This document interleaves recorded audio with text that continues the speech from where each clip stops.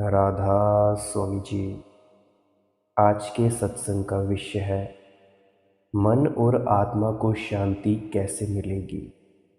सासंगत जी, आज हम वाणी ले रहे हैं गुरु रामदास जी महाराज जी की। यह सत्संग अत्यंत महत्वपूर्ण है। चलिए शुरू करते हैं आज का सत्संग। संतो सुनो सुनो जन भाई, गुर काडी बाह को कीजिए। जे आतम क्यों सुख सुख नित लोड़हु, ताम सतगुरु शरण पवीजै। यह चौथी पातशाही श्री गुरु रामदास जी महाराज जी की वाणी है।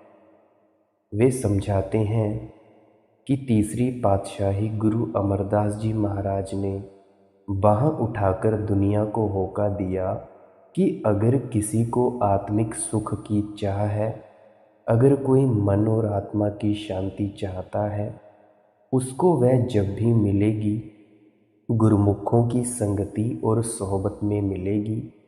उनके कहने के अनुसार शब्द या नाम की कमाई करके ही मिलेगी।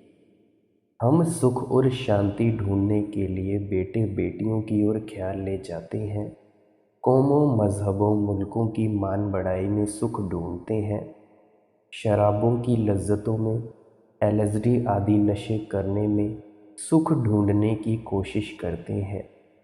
जितना जितना मन इधर सुख ढूंढने के लिए जाता है, उतना ही दिन रात और भी दुखी होते चले जा रहे हैं। क्योंकि जिन चीज़ों में से हम सुख ढूंढ रहे हैं, वे सब चीज़ें आर्जी हैं, टेम्परेरी हैं, कुछ समय के लिए हैं। उनका सुख और आराम भी केवल आर्जी ही हो सकता है। जब तक हमें वह चीज़ ना मिले जो कभी नाश या फनाह ना हो, हम उसे अपना ना बना लें, तब तक हम सुख और शांति किस तरह हासिल कर सकते हैं। आखिर ये सवाल पैदा होता है कि वह कौन सी चीज़ है। वह केवल एक अकाल पुरुष परमात्मा परमेश्वर वाहिगुरु है, जिसके हजारों अनेकों नाम हरेक ने अपने अपने प्यार में आकर रखे हुए हैं। असल हमेशा असल में जाकर ही सुख और शांति हासिल कर सकता है। जो आत्मा है, इसका असल वह परमात्मा है। आप आत्मा को जो चाहे दे दे, जब तक यह अपने असल की ओर ना जाएगी, असल में लीन नहीं होगी, कभी सुख और शांति नहीं प्राप्त कर सकती। जिन्हें मालिक ने सब कुछ दिया है, सेहत भी दी है, दौलत भी दी है, बाल बच्चे भी दिए हैं, दुनिया की इज्जत भी दी है, कभी अकेले बैठकर देखें, मन सदा उदास रहता है, किसी न किसी चीज़ की कमी महसूस करता ही रहता है। हर एक चीज़ के होने के बावजूद यह लोनलीनेस की फीलिंग या अकेलेपन का ख्याल हमारा पीछा ही नहीं छोड़ता। अब ये भी सवाल पैदा होता है कि ये हमें अकेलापन क्यों होता है, ये हमारा पीछा क्यों नहीं छोड़ता है। यह आत्मा की अपने असल की ओर कुदरती कशिश है। जब तक यह अपने असल की ओर नहीं जाती, यह अकेलेपन की भावना कभी हमारे अंदर से नहीं जा सकती। यह अकेलेपन का ख्याल कभी हमारा पीछा ही नहीं छोड़ता। इस अकेलेपन की भावना को दूर करने के लिए ही हम मालिक की भक्ति करते हैं, नाम की कमाई करते हैं। अब हम अपने असल को तो ढूंढने की कोशिश नहीं करते, उसको भूलकर दुनिया को अपना बनाने की कोशिशें करते हैं। जितना इस दुनिया को अपना बनाने की कोशिश करते हैं, उतना ही दिन रात दुखी होते चले जा रहे हैं। इसीलिए गुरु साहिब उपदेश करते हैं कि हमारे सतगुरु ने बाह उठाकर दुनिया में होका दिया है कि अगर आत्मिक सुख की ज़रूरत है, तो वह तुमको गुरुमुखों की शरण में जाकर मालिक की भक्ति, मालिक के प्यार से ही मिल सकता है। बाहर से आज तक ना किसी को सुख और शांति मिली है, ना ही किसी को मिल सकती है। गुरु अमरदास जी समझाते हैं, जिन्हीं घर जाता आपना से सुखिए भाई। जो सज्जन अपने घर पहुंच जाते हैं, अपने परमात्मा में, अपने असल में जाकर मिल जाते हैं, वे हमेशा के लिए सुखी हो जाते हैं। हमेशा के लिए उनका जन्म मरण के दुखों से छुटकारा हो जाता है। जो कुछ हमें मिलना है वह परमात्मा के प्यार से मिलना है। गुरुमुखों की शरण हासिल करने का मतलब ही यह है कि उनके समझाने के अनुसार अपने जीवन को ढालकर मालिक की भक्ति करनी है, नाम की कमाई करनी है, अपने आप में से अहम भाव निकाल देना है। तब जाकर सुख हासिल कर सकते हैं, शांति प्राप्त कर सकते हैं। जे बड़ भाग होए अत नीका, ताम गुरुमत नाम दृढ़ जाय। अब गुरु साहिब समझाते हैं कि यह जो आत्मिक सुख के रास्ते पर चलना है, यह कोई मामूली बात नहीं है। बहुत ही बड़े भाग्य हों, श्रेष्ठ कर्म हों, परमात्मा की हम पर बहुत अधिक दया मेहर बख्शिश हो, तब जाकर हम गुरुमत के द्वारा नाम की कमाई में लगकर आत्मिक सुख को प्राप्त कर सकते हैं। पहले तो बहुत ही अच्छे कर्म हों, तब जाकर 84 लाख योनियां भुगतने के बाद कहीं इंसान का जामा मिलता है। उससे भी ज़्यादा श्रेष्ठ कर्म हो तब कहीं गुरुमुखों की संगति और सोहबत प्राप्त होती है। और भी उच्च कर्म हो तब हम गुरुमत पर चलने की कोशिश करते हैं। अति उच्च भाग्य से गुरुमुखों पर भरोसा या विश्वास आता है और अपने ख्याल को शब्द या नाम के साथ जोड़ने के काबिल बनते हैं।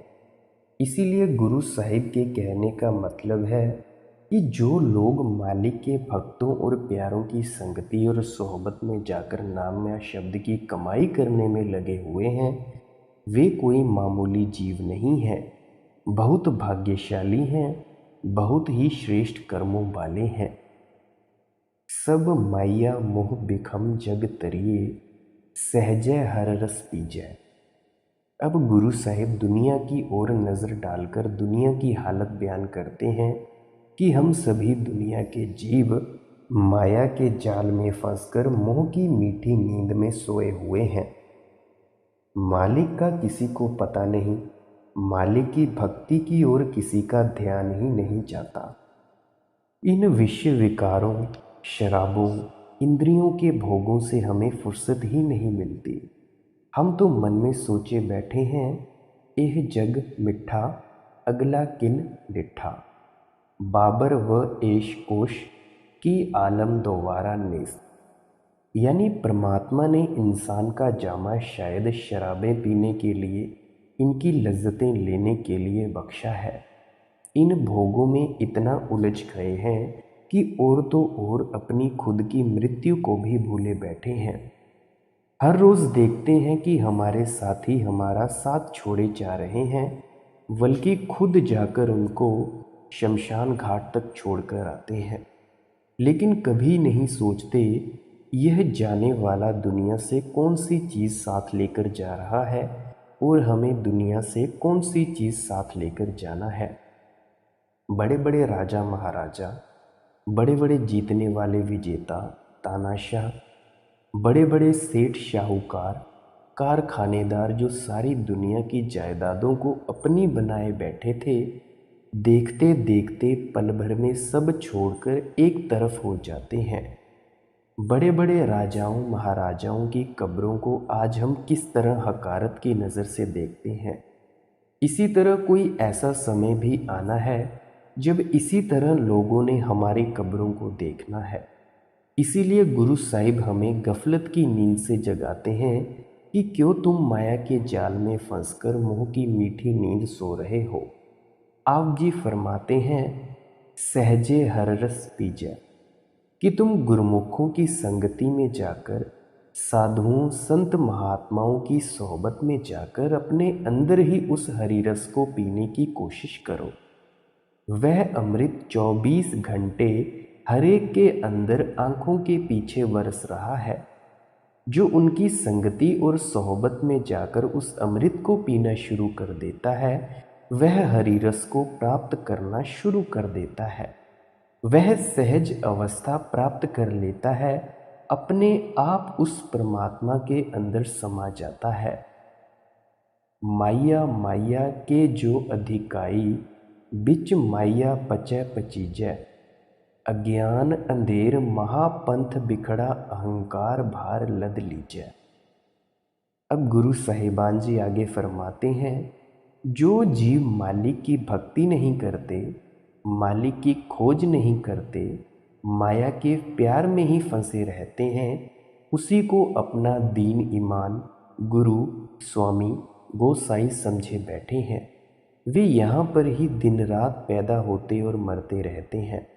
यहाँ पर ही से मेरा मतलब है इस सृष्टि में। गुरु अमरदास जी फरमाते हैं, बिष्टा के कीड़े बिष्टा कमावह, फिर बिष्टा माहे पचावणिया। गंदगी के कीड़े गंदगी में ही पैदा होते हैं, गंदगी ही खाते हैं, गंदगी के सार ही प्यार रखते हैं, गंदगी में ही मर जाते हैं और उसी गंदगी के अंदर फिर पैदा हो जाते हैं। कहने का मतलब ये है, अगर हम उस परमात्मा की भक्ति नहीं करते, हम सदा इस 84 के चक्कर में उलझे रहते हैं। दुनिया में करीब करीब ऐसे दो बहुत तरह के इंसान हैं, पर मैं इनको दो किस्मों में बांटता हूँ संतों महात्माओं के अकॉर्डिंग। एक गुरुमुख लोग हैं, दूसरे मनमुख लोग हैं। दोनों ही उस परमात्मा के बनाए हुए बंदे हैं और यह भी उस परमात्मा के हाथ में है कि जिन्हें वह चाहता है उन्हें गुरुमुख बना देता है। पर बड़ाई और महिमा किन की है? केवल गुरुमुखों की है। आप गुरुमुख किन्हें कहते हैं? जो सतगुरु की शरण में आ जाते हैं, उनकी सेवा में आ जाते हैं। ऐसे गुरुमुखों की आप ऊपर महिमा करके आए हैं, जो सतगुरु के कहे अनुसार शब्दया नाम की कमाई में लगे हुए हैं। अब आप मनमुखों का हाल बयान करते हैं। जिन्ना सतगुरु पुरख न भेट्यो, से भागहीन बस काल। जो सतगुरु की संगति और सोहबत में नहीं आते, उनके कहे अनुसार मालिक की भक्ति नहीं करते, शब्द या नाम की कमाई नहीं करते, अपने ख्याल को शराबों कबाबों में से नहीं निकालते, वे बहुत ही खोटे भाग्य वाले हैं। वे क्यों खोटे भाग्य वाले हैं? क्योंकि उन्होंने मौत के बाद काल के वश में होना है। उन्हें अपने कर्मों का लेखा जोखा देना पड़ेगा। तो सृष्टि के अनुसार जैसा वह मुनासिब समझेगी, उन्हें जन्म दे देगी।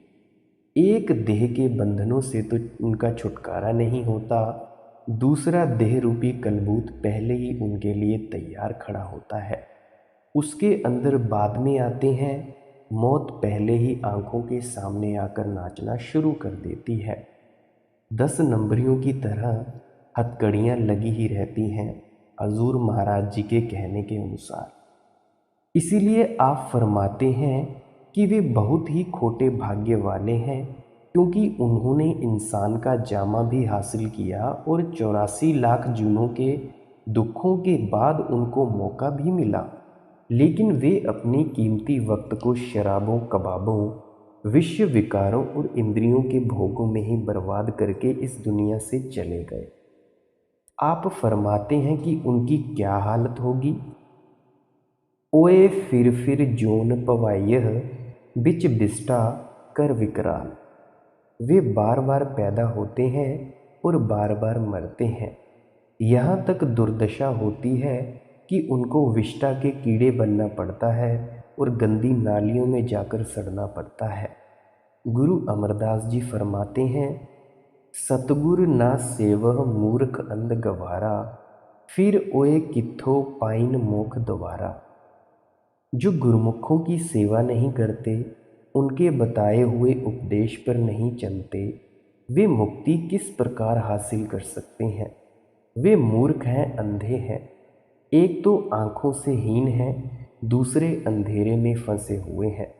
कुछ नज़र नहीं आता, रास्ते का पता नहीं चलता, सिर पर पापों की गठरी उठाई हुई है, टोकरा उठाया हुआ है।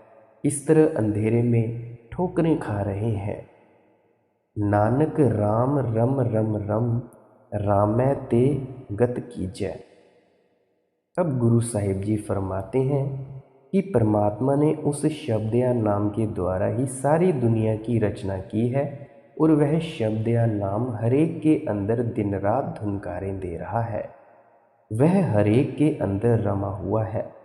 जब तक हम उसको अपने अंदर जज्ब नहीं करते, उसमें लवलीन नहीं होते, अपने आप को उसके अंदर नहीं समा देते, तब तक हमें ऊंची गति नहीं मिल सकती। जन्म मरण के दुखों से कभी छुटकारा नहीं हो सकता। इसीलिए गुरु साहिब जी समझाते हैं कि उठते बैठते चलते फिरते अपने अंदर ही उस शब्द की खोज करो, उस नाम की खोज करो, तब ही परमात्मा से मिलने की गति को प्राप्त कर सकोगे। सतगुर मिलै ता नाम दृढ़ाए, राम नामै रलै मिलिजै। अब आगे उपदेश करते हैं कि हम उस नाम में किस तरह रम सकते हैं, अपने आप को उसमें किस तरह जज्ब कर सकते हैं, किस तरह नाम के अंदर लीन हो सकते हैं। सतगुर नाम दृढ़ाए, सतगुरु मिलै ता नाम दृढ़ाए। जब सतगुरु मिल जाते हैं, गुरुमुखों की संगति मिल जाती है, साधुओं संत महात्माओं की सोहबत मिल जाती है, जिस वक्त उनके कहने के अनुसार हम शब्द या नाम की कमाई करते हैं, तब जाकर राम के साथ जुड़ सकते हैं। उस नाम के अंदर अपने आप को जज्ब या लीन कर सकते हैं। फिर फरमाते हैं कि राम नामै रलै मिलिजै। जब तक शब्द या नाम के अंदर अनाहत नाद, उस बांगे आसमानी के अंदर अपने आप को जज्ब या लीन नहीं करते, मालिक तक नहीं पहुंच सकते, मरण जन्म के दुखों से हमारा छुटकारा नहीं हो सकता। गुरु साहिब ने समझाया कि क्यों मालिक के दासों का दास बनना है, क्यों मालिक के भक्तों और प्यारों की संगति या सोहबत करनी है, संगति और सोहबत का क्या फ़ायदा होता है, शब्द या नाम की कमाई का क्या चीज़ है, किस तरह अपने आप को शब्द या नाम के साथ जोड़ना है। हमें भी चाहिए कि आपके अनुभव, आप जी के उपदेश से लाभ उठाएं और अंदर शब्द से ख्याल जोड़ें, नाम के साथ ख्याल जोड़ें।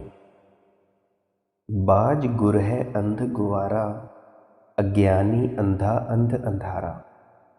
आप जी फरमाते हैं, बाज गुर है अंध गुवारा, कि दुनिया में नज़र दौड़ाकर देखो, गुरमुखों की संगति के बगैर सारी दुनिया के अंदर अंधेरा ही अंधेरा है, दुख ही दुख है, जुल्म ही जुल्म है।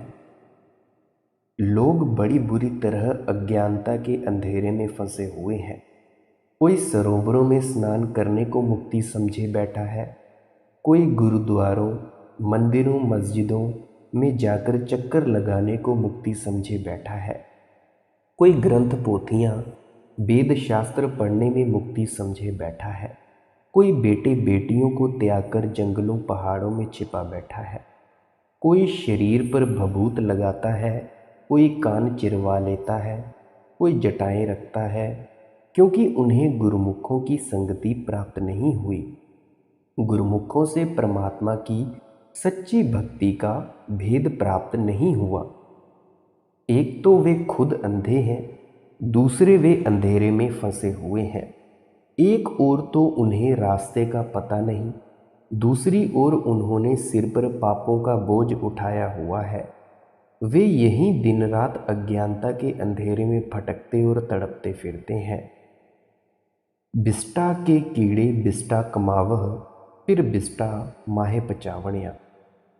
दुख तो ज़रूर होता है कि इतने बड़े महात्मा होकर हम दुनिया के जीवों को किस तरह पुकारते हैं, लेकिन संत महात्मा समझाते समय लिहाज नहीं करते। कहते हैं, बिष्टा के कीड़े बिष्टा कमावह। हम सब दुनिया के जीव गंदगी के कीड़े हैं। गंदगी क्या है? आप सारी रचना को ही गंदगी कहकर याद करते हैं। सोचकर देखें कि हम गंदगी में ही पैदा होते हैं, गंदगी से ही प्यार किया हुआ है, गंदगी में ही रहते हैं, गंदगी में ही मर जाते हैं, फिर से इस गंदगी में पैदा हो जाते हैं। गंदी नाली का कीड़ा सारी उम्र गंदगी में ही गुजार देता है और फिर वहीं जन्म ले लेता है। इसीलिए गुरु साहिब हमारी हालत देखकर तरस खाते हैं, अफसोस करते हैं कि हम दुनिया के जीव बड़ी बुरी तरह काल के जाल में फंसे हुए हैं। ये काल कोई मनुष्य नहीं है, कोई देवता नहीं है, कोई एजेंट नहीं है। काल से मेरा मतलब है समय, समय चक्र। इस समय चक्र में सारी दुनिया आकर नष्ट हो जाती है। जो भी जन्मा है वो मरता ही है, जो मरेगा वो फिर से पैदा होगा। तो ऐसा ही ये संसार का चक्र चलता जाता है। काल तो आप जानते ही होंगे, 3 होंगे: भूतकाल, भविष्य काल और वर्तमान काल। कुछ लोग जीते हैं भूतकाल में, पुरानी यादों में ही फंसे हुए होते हैं। कुछ जीते हैं भविष्य काल में, आने वाले वक्त में क्या होगा हमारे साथ, हम क्या करेंगे, स्कीमें लगाए रहते हैं।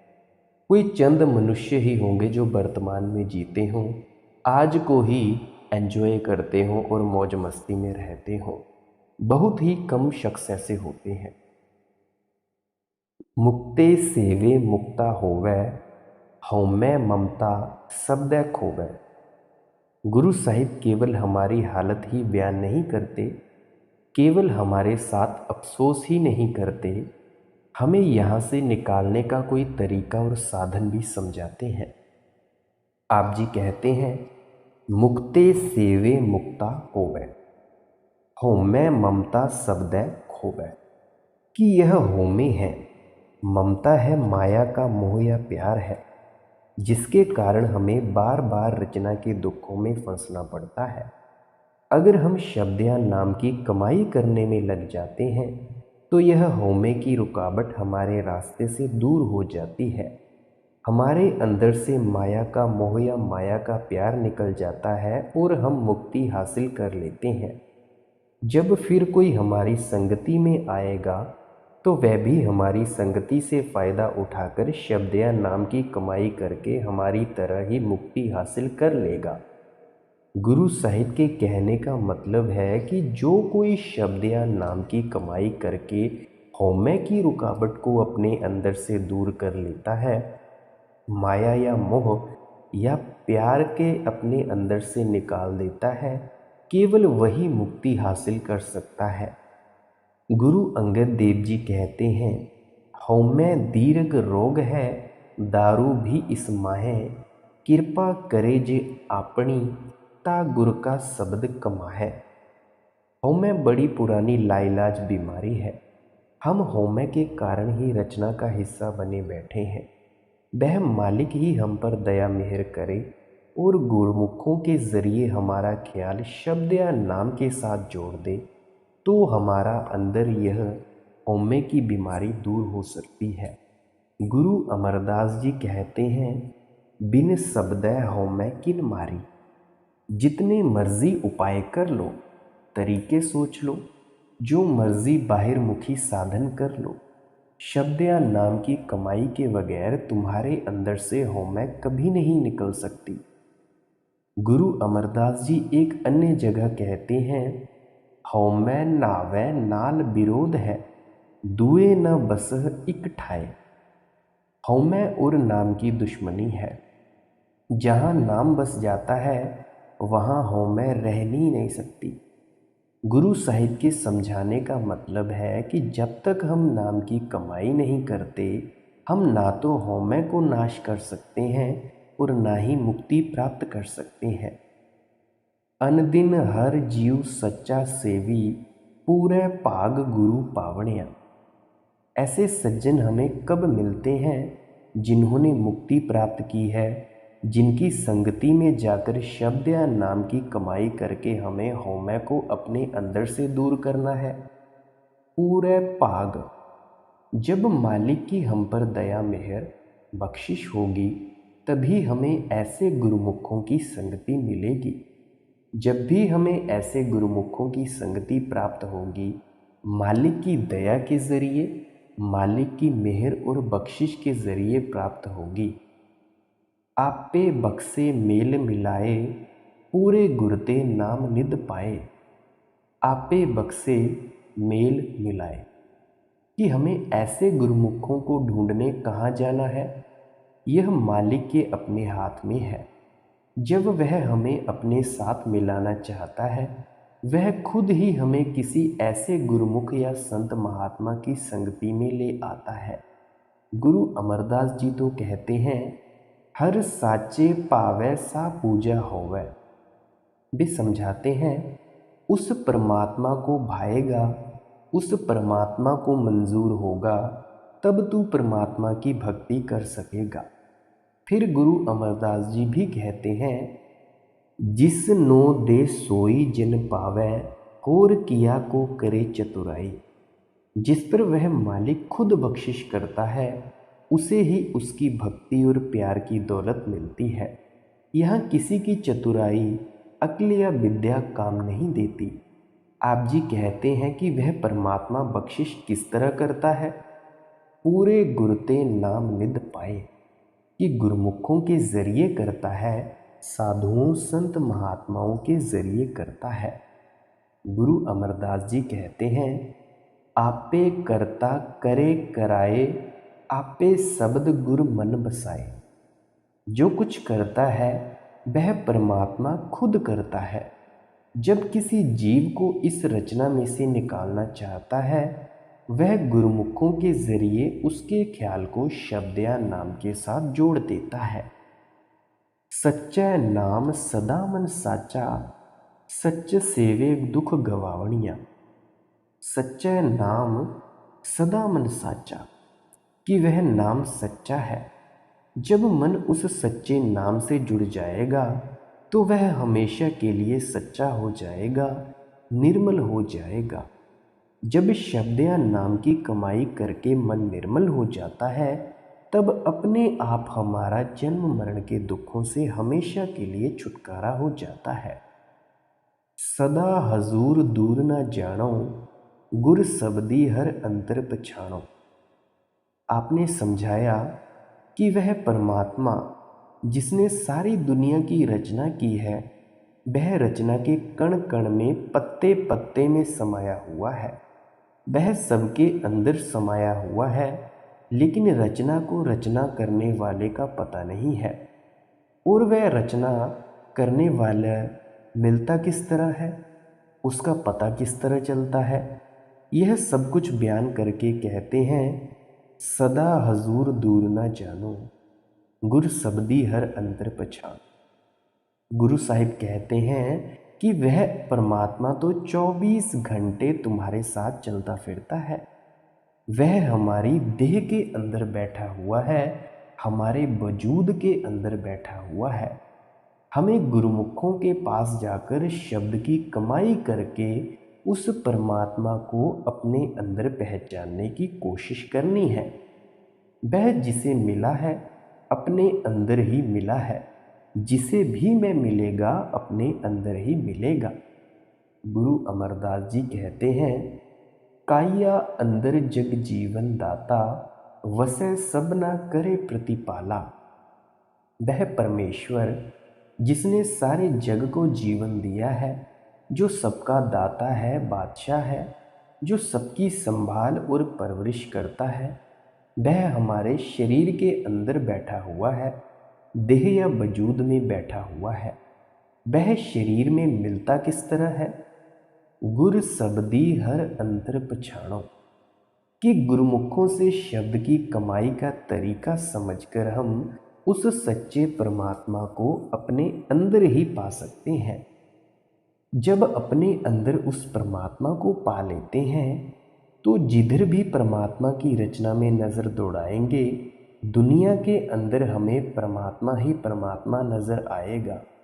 यह बात बड़ी सीधी है कि मालिक हमारे अंदर बैठा हुआ है और मालिक रचना के कण कण, पत्ते पत्ते के अंदर समाया हुआ है, लेकिन इसकी समझ आसानी से नहीं आती। अगर हमें गुरु साहिब के उपदेश की इतनी सी बात भी समझ आ जाए तो हमारी सारी ज़िंदगी ही बदल जाए। हम बुरे खोटे पाप और कर्म उस समय करते हैं, लोगों के गले उस समय काटते हैं जब सोचते हैं कि हमें कोई देखने वाला पूछने वाला नहीं है। जब देखने वाला पूछने वाला हमारे अंदर बैठा हुआ है तो हम धोखा किसे देने में लगे हुए हैं? हम अपने आप को धोखा देने में लगे हुए हैं, क्योंकि मालिक की तो हम कभी धोखा दे नहीं सकते। हम मालिक का अपने अंदर 5 साल के बच्चे जितना भी डर नहीं रखते, लेकिन अपने आप को मालिक के सेवक कहलाना चाहते हैं, मालिक के भक्त कहलाना चाहते हैं। 5 साल का बच्चा सामने खड़ा कर दो, किसी की 2 पैसे की पेंसिल चोरी करने की हिम्मत नहीं पड़ती। हम कहने को कह देते हैं कि वह मालिक कण कण में पत्ते पत्ते के अंदर है, हर एक के अंदर बैठा हुआ है, लेकिन हम उसे हाजिर नाजिर मानते हुए दुनिया में कौन कौन से झूठ नहीं बोलते और पाप नहीं करते। भाई भाई का दुश्मन है, कौम कौम की दुश्मन है, एक देश दूसरे देश का दुश्मन है। दुनिया के अंदर नज़र दौड़ाकर क्या किसी की समझ में आता है कि परमात्मा हमारे अंदर बैठा है, या दुनिया के कण कण पत्ते पत्ते के अंदर होगा? क्या दुनिया को देखकर पता चलता है कि हमारे अंदर उस मालिक का डर है? जब हमारी यह अवस्था है तो हम मालिक की भक्ति किस तरह कर सकते हैं, मालिक से प्यार किस तरह कर सकते हैं? हम दुनिया को ऊंचा और बड़ा समझते हैं। हम कहते हैं कि लोगों को पता न चल जाए, दुनिया को पता न चल जाए कि हमने यह कर्म किया है। अगर दूसरों को पता चल भी जाए तो वे हमारा क्या कर लेंगे? मालिक को तो पता चल ही रहा है कि हम क्या क्या करतूतें कर रहे हैं, फिर हम छिपा क्यों रहे हैं? गुरु साहिब प्यार से कहते हैं कि भाई तू किससे छिपा रहा है? वह मालिक तो 24 घंटे तेरे साथ चल रहा है, सब कुछ देख रहा है। अगर तू उससे मिलना चाहता है तो शब्द की कमाई करके उसे अंदर ही ढूंढने की कोशिश कर। नानक नाम मिलै बड़याई, पूरे गुरते पावणिया। गुरु अमरदास जी ने इस छोटे से शब्द के अंदर गुरु नानक साहिब के उपदेश को हर पहलू से समझा दिया है। सब कुछ समझाकर आगे कहते हैं, नानक नाम मिलै बड़याई। जिन्हें भी परमात्मा से मिलने की बड़ाई मिलेगी, केवल शब्द की कमाई करके, नाम की कमाई करके। आप कौन से नाम की महिमा करते हैं? पूरे गुरते पावणिया। जिस नाम का गुरमुखों, साधु संतों, महात्माओं से सोझी मिलती है। जब तक गुरमुखों के पास जाकर हम शब्द या नाम की कमाई नहीं करते, हम कभी मालिक से मिलने की बड़ाई हासिल नहीं कर सकते। गुरु नानक देव जी फरमाते हैं, नानक नाम न बिसरै छूटै शब्द कमाए। कि भाई नाम को कभी ना भूलना। जब भी देह के बंधनों से छूटोगे, शब्द या नाम की कमाई करके। हमें भी चाहिए कि बाहिरमुखी साधनों से, वहमों भ्रमों से, तरह तरह के संकल्पों से, कर्म कांड से अपने ख्याल को निकालकर शरीर के अंदर जाकर उस शब्द की खोज करें, उस नाम की खोज करें। साथ संगत जी, अगर आप जी का इस सत्संग के प्रति कोई सवाल हो या कैसा भी सवाल हो तो आप कमेंट सेक्शन में पूछ सकते हैं। आपका इतना कीमती वक्त देने के लिए बहुत बहुत धन्यवाद। अंत में आपके अंदर बैठे परमात्मा को प्रणाम करता हूँ। मेरा प्रणाम स्वीकार करें। राधा स्वामी जी।